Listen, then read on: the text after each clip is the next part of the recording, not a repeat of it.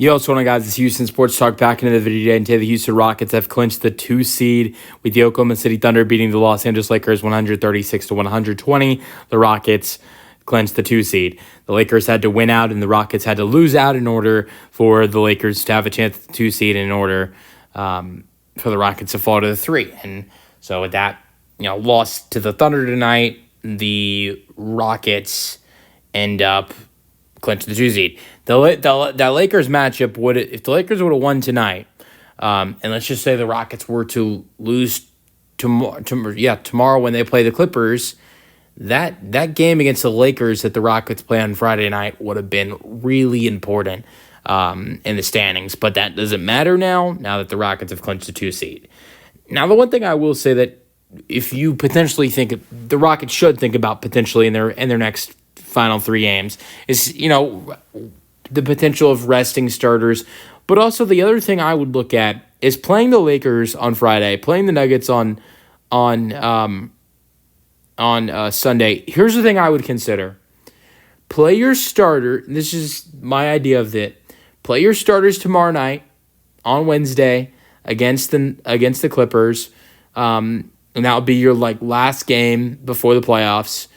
And then I don't know about rest your starters against the Lakers, but don't give your starters a lot of minutes against the Lakers on Friday. And then Sunday against the Nuggets, go ahead and rest your starters against the Nuggets.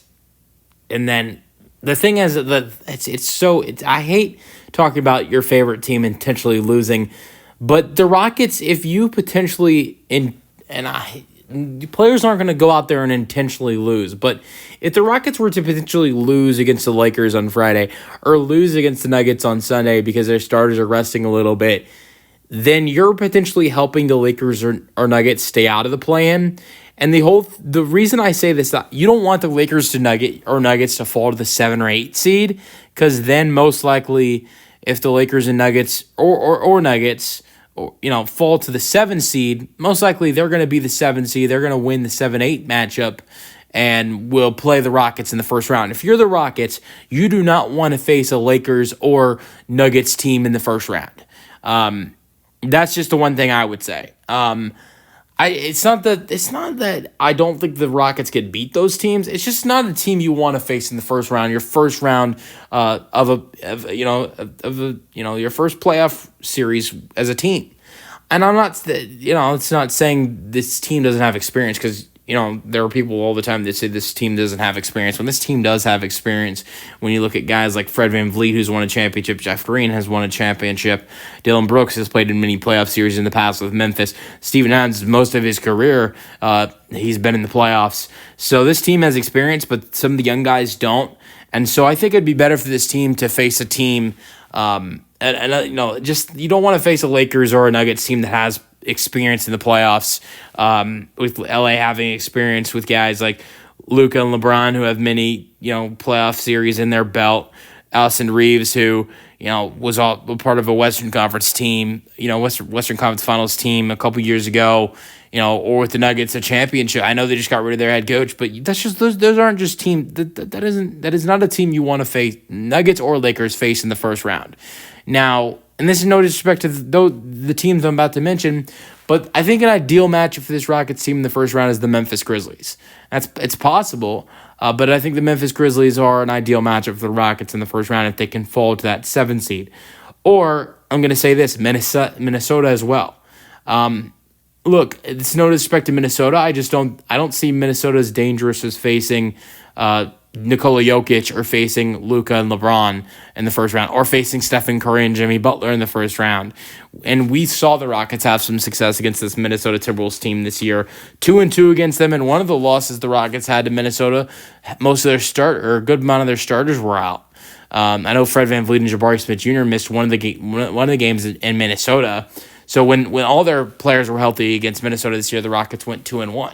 And so I'd be more comfortable with the Rockets, especially with the collapse that Minnesota had today. You got outscored 40-13 in the fourth quarter. I think Minnesota's a dangerous team to play, but I don't see them as dangerous as Denver or LA or Golden State or potentially the Clippers. So I look at teams like Minnesota and Memphis and would rather face them than either one of the LA teams, Denver or Golden State in the first round. So yeah, that's my thought process. But that was not the only good thing to happen for the Rockets tonight. Clinching the 2 seed was not the only good thing to happen. The Phoenix Suns got killed by the Golden State Warriors, and the Phoenix Suns were officially eliminated from postseason. And that's great to see. With the Rockets having all the Suns draft picks, you want to see the Suns, collapse. And they fell to 35-44. And with their loss, and I don't know if Portland hasn't played. But with their loss, the Phoenix Suns now have the same record as the Portland Trailblazers. You're wondering, what does that do? Now, Portland's 35-44. Phoenix is 35-44. Since Portland had some success against Phoenix this year, I know that they won the season series, I believe. I know there was like a two-game doubleheader they played, and Portland won like both of them. So I'm pretty sure Portland won the season series against Phoenix this year. But with Portland doing well and holding a tiebreaker in the draft, the draft lottery, now here's what this does. Phoenix now has a worse record than Portland. Now they have the same record, but Portland does hold the tiebreaker because of beating them multiple times this year. And the Rockets draft pick that they have from Phoenix, the odds go up on it. Now, the odds don't go up by much. The Rockets, so Phoenix had the 10th worst record in the league before their loss to Golden State. And tonight, that goes to the 9th worst record in the league.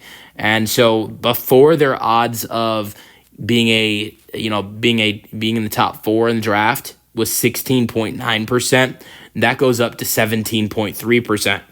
And their odds of the number 1 overall pick before was 3.7%, and now went up to 3.8%. I know those numbers didn't jump up more, but here's how the Rockets can jump up a little bit more. Now, this would be pretty hard to happen, and the chances of this can be eliminated tomorrow.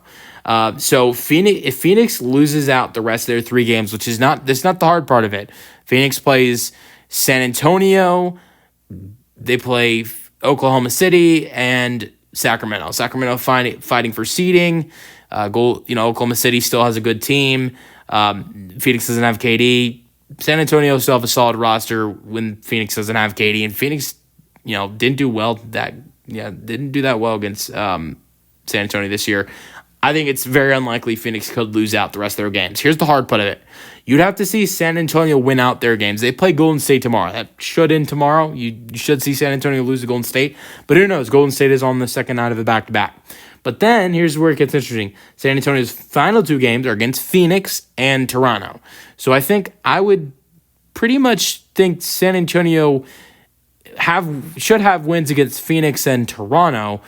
But if San Antonio can pull off an upset against Golden State tomorrow and then Phoenix can lose out, the Rockets' chances, the top 4 would go from 17.3% to 26.3%, and odds of the number 1 overall pick would go for 3.8% to 6%. So that there is an opportunity that if the Spurs win out and the Suns lose out, which we're all going to become Spurs fans if they do.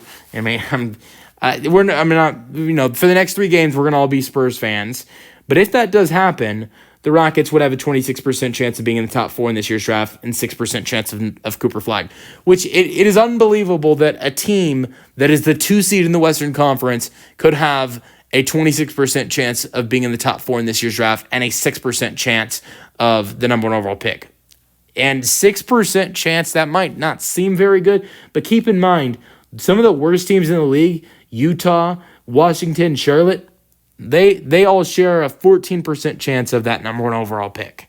So, it's not like 6% is not that bad when some of the worst teams in the league only have a 14% chance. So, could you imagine Cooper Flag on a Rockets uniform? That's all I'm going to say. Let me know your thoughts on the Rockets clinching the 2 seed and potentially, they moved up in the draft odds, their percentages for top 4 and top 1, and that could go up even more. But the Spurs have to win out and the Suns have to lose lose out. So that's unlikely, though. Let me know your thoughts on the Rockets. Good night, even though they didn't play. It's a video. Hope you guys enjoyed, and peace out. Go Rockets.